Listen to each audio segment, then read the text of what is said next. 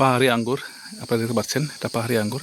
এটা আসলে মানুষ খায় না, এটা পশু পাখি এটা খেয়ে থাকে। পাখিরাও খায়, কাঠবিড়ালি এবং বিভিন্ন গিরগিটি এটা খেয়ে থাকে। তো দেখতে পাচ্ছেন, এই দেখেন এটা প্রচুর, মানে এখানে প্রচুর থাকে। এই দেখেন প্রচুর, মানে এখানে শেষ নাই আর কি। এদের সংখ্যা এই সাধারণত এরা এই ঝোপঝাড়ে খুব বেশি হয়ে থাকে। ওই দেখেন এখানে আরও কতগুলো আছে, এ দেখেন ওই যে দেখেন এখানে দেখা যাচ্ছে, ওই যে দেখা যাচ্ছে ভিতরে আরও আছে। সাধারণত এরকম ঝোপঝাড়ে খুব বেশি হয়ে থাকে।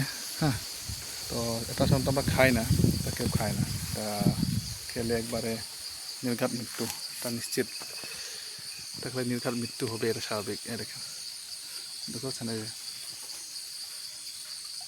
এটা দেখতেও কীরকম লাগে, ঘৃণা লাগে। এটা খেলেও কী হবে জানি না, তবে ঘৃণা লাগে এটা খেতেও।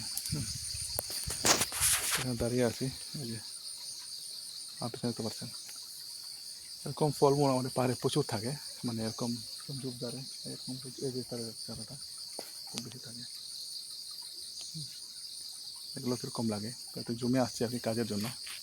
কাজে এসে দেখি এটা ফল দেখলাম, তো এরপরে খুব ঘৃণা আসলো। দেখলাম এটা কাঠবিড়ালি খাচ্ছিল আর কি অনেক সময়। এটা আমি এরকম রেখে দিব, কাঠবিড়ালি এটা যখন খেতে আসবে তখন সেটা আরাম তো খেতে পারবে। তো দেখুন আমি জমে আসছি, এটা হচ্ছে আমাদের জুম। এই যে ঝোপঝাড়ে কাজ করতে হয় আমাদের এরকম ঠান্ডা জায়গায়, রোদের জায়গায়। আর হচ্ছে পাহাড়ি ছড়া, এটা হচ্ছে পাহাড়ি ছড়া আমাদের জুমের মাঝখানে। এটা হচ্ছে বাঙালির জায়গা বনায়ন, এটা হচ্ছে আমাদের জুম। এই যে সবগুলো হচ্ছে আমাদের জুম।